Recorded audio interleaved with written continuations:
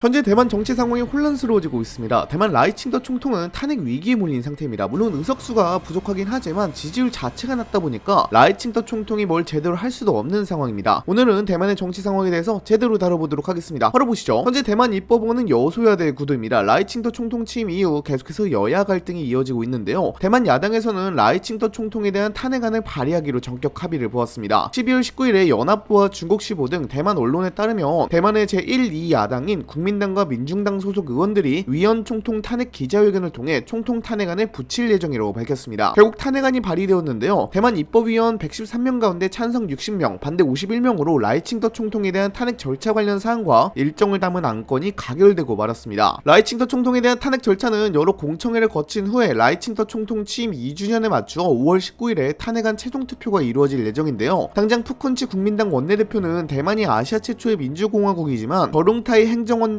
입법원을 통과한 법률에 서명을 거부하고 라이칭더 총통은 공포 거부 의사를 밝혀 헌법을 훼손하고 민주주의를 짓밟았다고 밝혔고요. 그러면서 대만 역사상 최초로 총통에 대한 탄핵 절차를 시작한다고 강조했습니다. 황거창 민주당 주석은 대만 헌정 역사상 입법원 3차 심의를 통과한 법률 공포를 거부한 총통이 없었다며 헌법은 라이칭더 총통이 대만을 독재로 잇는 것을 허락한 적이 없다고 지적하기도 했습니다. 물론 솔직히 말해서 엄청 큰일이 나는 거 아닌 이상 라이칭더 총통의 탄핵은 사실상 불가능할 것이라는 분석이 지배적인데요. 대만 헌법과 헌법소송법 규정을 보면 알 수 있습니다. 총통과 부총통에 대한 탄핵은 전체 입법위원 2분의 1 이상의 제안과 전체 입법위원 3분의 2 이상이 찬성하고요. 대만 최고법원인 시법원의 대법관 심리를 거쳐야 합니다. 탄핵 재판은 15명의 대법관으로 이루어진 시법원의 헌법법정에서 담당을 하는데 여기서 9인 이상의 대법관이 찬성해야지 탄핵당합니다. 탄핵당하면 총통은 즉시 물러나고 부총통이 남은 임기를 수행하게 되죠. 근데 문제는 현재 대만 의회 의석수 113석 가운데 여당인 민진당이 51석이고요. 국민당이 52석, 민중당이 8석입니다. 국민당과 민중당이 다 합쳐봐야 60석밖에 되지 않기 때문에요. 탄핵을 위해서는 76석이 필요한데 16석이나 부족합니다. 무소속 의원들이 전부 다 탄핵에 찬성한다고 해도 여당에서 14명이나 이탈표가 생겨야 하는데 현실적으로 불가능에 가깝죠. 그래서 탄핵 자체가 불가능할 것으로 보이는데요. 여기에다가 현재 사법원의 대법관도 8명밖에 없어서 대법관의 3분의 2 찬성과 대법관 9인 이상 찬성이라는 조건도 충족시키지 못합니다. 그래서 통과 가능성은 굉장히 희박한데요. 대신 저룽타이 행정원장에 대한 부신임한 통과 가능성은 충분히 가능하기 때문에요. 대만 현지 언론에서는 라이칭더 총통에 대한 탄핵은 그저 정치적인 쇼이고 저룽타이 행정원장에 대한 불신임안이 통과될 가능성이 있다고 보도하고 있습니다. 만약에 저룽타이 행정원장이 탄핵당하거나 부신임 투표를 받게 될 때는 총통은 10일 이내에 의회를 해산하고 전례 없는 조기 총선을 치러야 하는데요. 현재 라이칭더 총통과 민진당의 지지율이 그리 높진 않은 상태라서 다시 여소야대 형국이 이루어질 가능성이 있고 지금 유지하고 있는 의석수도 뺏길 가능성이 있어서 라이칭더 총통은 꽤 정치적인 위기에 직면한 상황입니다. 이 와중에 중국은 옆에서 계속해서 라이칭더 총통을 압박하고 있는데요. 중국은 라이칭더 당국이 민의를 거스르고 민심을 잃었다는 의미라며 전방위 압박에 나서기도 했습니다. 중국의 대만 담당 기구인 국무원 대만 사무판공실의 펀칭원 대변인은 12월 24일에 라이칭더 당국은 민생과 복지를 외면한 채 정치적 사익을 위해 대립과 투쟁을 부추기고 있으며 이에 따라 대만 민중에 강한 반발이 일어나고 있다고 말하였고요. 관련 정황은 라이칭터가 타이완 독립 분열 태도를 고수하며 민주주의를 훼손하고 자유를 침해하고 있음을 보여준다라며 이는 민의를 거스르고 민심을 완전히 잃은 행위라고 주장했습니다. 대만에 대한 전방위 압박을 가하는 모습이죠. 이런 상황까지 오자 결국 미국이 직접 움직이기 시작했습니다. 사실상 주대만 미국 대사 역할을 하는 미국 제 대만협회 AIT 타이베이 사무처장이 공개적으로 목소리를 낸 겁니다. 그는 대만의 여야 정치권을 향해 지금은 대립과 충돌의 시간이 아니라 하나로 뭉쳐야 할 때라며 노골적으로 단결을 촉구했습니다. 외교적 관례를 생각하면 매우 이례적인 장면입니다. 미국은 그동안 대만 문제에 있어 안보와 방어에 대한 원칙적 태도는 분명히 밝히면서도 대만 내부 정치는 최대한 거리를 두는 태도를 유지했습니다. 그런데 이번에는 그 선을 넘어 미국의 공식 창구 책임자가 직접 나서 대만 정치권의 분열을 공개적으로 언급한 것입니다. 이는 현재 대만의 여야 갈등이 내부 정치 차원을 넘어 미국의 전략 계산과 동아시아 안보 구도에까지 부담을 주는 수준으로 번졌다는 의미로 해석할 수 있습니다. 미국 관점에서 대만은 미중 경쟁의 핵심 축이고 정치적 혼란은 곧바로 중국에 유리한 환경을 만들어줄 수 있는 변수입니다. 그렇기 때문에 미국은 이번 사태를 민주적 과정의 일부로만 보지 않고 대만 해협의 안정성 자체를 위협하는 요소로 인식하기 시작한 것으로 보입니다. 미국이 공개적으로 단결을 요구했다는 사실은 그만큼 대만 내부의 갈등이 깊어졌고 방치할 경우 국제 정세에까지 영향을 미칠 수 있는 위험 단계에 들어섰다는 신호라고 볼 수 있습니다. 그렇다면 현재 대만 상황은 왜 이렇게 혼란스러울까요? 사실 크게 두 가지로 볼 수 있습니다. 입법위원들을 겨냥한 대규모 주민 소환 사태와 재정수지 구분법을 둘러싼 갈등이 고조됐기 때문입니다. 우선 재정수지 구분법부터 보겠습니다. 이 재정수지 구분법은 정부의 수익과 지출, 특히 중앙정부와 지방정부 간 재정자원을 배분하는 규칙을 정하는 법률입니다. 근데 이게 통과가 되었거든요. 문제는 앞서 말씀드린 것처럼 저롱타이 행정원장이 법안에 대한 서명을 거부해버린 겁니다. 그리고 라이칭더 총통은 공포로 거부하였고요. 라이칭더 총통은 야당의 재정법안이 재정 불균형과 주요 국가정책에 정치를 초래한다고 지적하였는데 일단 의회에서 통과된 법률인데 거부를 해버린 겁니다. 그렇다 보니 이게 라이칭더 총통의 탄핵안 발의까지 이어지게 되었죠. 거기에 대해 2025년 여름에 있었던 대규모 집단주민 소환 사건이 있었습니다. 여소야대 상황이다 보니까요. 이때 당시에도 정치 갈등이 극에 달한 상황이었는데요. 국민당은 계속해서 의회 권한을 확대하며 라이칭터 정부를 견제하고 있었습니다. 이 과정에서 물리적 충돌도 있었고 대규모 항의 시위가 있었는데 라이칭터 총통과 민진당은 주민 소환을 통해서 국민당 입법위원들을 내쫓으려고 했습니다. 주민 소환이라는 제도를 통해서 지역 주민들이 입법위원을 파면시킬 수 있는 법이 대만에 있었거든요. 개명 요구안 발의에는 선거구 유권자의 1% 서명만 있으면 되고요. 그리고 투표로 이어지려면 선거구 유권자 10%의 서명이 필요한데 이게 동시다발적으로 대만에서 진행이 되었습니다. 이 중 유권자 서명 10%를 넘지 못한 지역을 제외하고 국민당 입법위원 31명에 대한 주민 소환 투표가 개시되었죠. 파면 가결 요건은 찬성표가 반대표보다 많아야 하고 찬성표가 해당 선거구 선거인 총수의 4분의 1보다 많아야 하는데 문제는 민진당이 계획했던 주민 소환 31개가 전부 다 부결이 되어버린 겁니다. 그렇다 보니 라이칭더 총통은 이때를 기점으로 서서히 추락하게 되었는데요. 그게 지금까지 이어지고 있는 겁니다. 물론 그렇다고 해서 국민당은 또 괜찮냐? 이건 또 아닙니다. 현재 국민당 주석은 정리원 의원인데요. 이 사람이 친중 성향이 굉장히 짙은 사람이에요. 민진당이 국방비를 늘리자고 하니까 대만을 화약고로 만들 생각이냐며 국방비 늘리는 것을 막으려고 한 사람이거든요. 국민당은 이러한 특별 국방 예산안에 대해서 양안 간의 전진 가능성을 높였다고 주장하기도 했는데요. 국민당은 고급 장비를 다루는 전문 인력이 부족하므로 돈으로 해결할 수 없는 문제라고 밝히기도 했습니다. 그리고 국민당은 장병들의 처우 개선이 선결 과제라면서 특별 국방 예산안까지 더하면 GDP의 5%가 국방비로 쓰인다며 너무 큰 비용이 국방비로 들어가고 있다고 주장했습니다. 그리고 정리원 주석은 계속해서 시진핑 주석과의 만남 가능성에 대해 우호적인 모습을 보이곤 했습니다. 당장 정리원 주석은 양안 평화, 대만인의 안정적인 삶을 위해서라면 국민당이 모든 책임을 짊어질 것이라고 강조하기도 했죠. 이 지점에서 가장 주목해야 할 것은 중국의 다음 순서입니다. 중국은 지금 당장 전쟁을 일으키는 것보다 대만이 스스로 흔들리도록 만드는 정치적 소모전에 더 큰 가치를 두고 있을 수도 있습니다. 대만 내부의 여야 갈등이 격화되고 총통 탄핵 논란과 의회 충돌이 장기화할수록 중국은 군대를 움직이지 않아도 충분한 압박 효과를 얻을 수 있기 때문입니다. 대만 사회가 분열한 상태에서는 정부의 정책 추진력도 떨어지고 외교 메시지도 일관성을 잃게 되며 위기 상황에서 결단을 내려야 할 순간마다 정치적 계산이 앞서게 됩니다. 중국은 바로 이 지점을 노리고 있는 겁니다. 이 상황이 계속될 경우 중국은 단계적으로 압박 수위를 끌어올릴 가능성이 큽니다. 먼저 군사적 측면에서는 전면 충돌을 피한 채 대만을 둘러싼 해공군 훈련을 상시화할 가능성이 높습니다. 대규모 상륙훈련이나 미사일 발사는 하지 않더라도 방공식별 구역 침범과 해상 봉쇄에 가까운 훈련을 반복하면서 대만군과 사회 전체를 피로하게 만드는 전략입니다. 이는 전쟁이 아니라 훈련이란 명분 아래 진행되기 때문에 국제사회의 즉각적인 제재를 피하면서도 대만 국민에게는 지속적인 불안과 압박을 안겨줄 수 있습니다. 경제적 압박도 병행될 가능성이 큽니다. 중국은 이미 특정 농수산물 수입 제한이나 관광 규제를 통해 대만을 압박한 전례가 있습니다. 정치 혼란이 장기화할수록 중국은 이런 조치를 더 세분화하고 정교하게 활용할 수도 있습니다. 특정 지역이나 산업을 겨냥한 압박을 통해 대만 내부에서 정치적 책임 공방을 유도하고 경제적 불만이 정부와 여당을 향하게 하는 겁니다. 이렇게 되면 정치 갈등은 더 증폭되고 중국은 아무것도 하지 않은 것처럼 보이면서도 실질적인 영향력을 확대하게 됩니다. 결국 중국이 그리고 있는 그림은 명확합니다. 굳이 전쟁이라는 극단적인 선택을 하지 않아도 대만이 내부 갈등으로 스스로 지치고 약해지는 환경을 만드는 것, 그 상태를 최대한 오래 유지하는 것이 중국에는 훨씬 효율적인 전략이란 계산입니다. 대만 정치가 혼란스러울수록 중국은 시간을 아군으로 만들 수 있고 그 시간은 대만의 선택지를 하나씩 줄여나가는 방향으로 작동하게 됩니다. 지금 대만에서 벌어지고 있는 정치적 충돌은 국내 정치 뉴스에 그치지 않고 중국의 장기 전략 속에서 매우 중요한 변수로 작동하고 있다는 점을 놓쳐서는 안 됩니다. 현재 대만 상황이 굉장히 혼란스럽습니다. 여러분들은 현재 상황에 대해서 어떻게 생각하시나요? 댓글로도 작성해 주시기 바랍니다. 이상 영상 마치도록 하겠습니다. 감사합니다.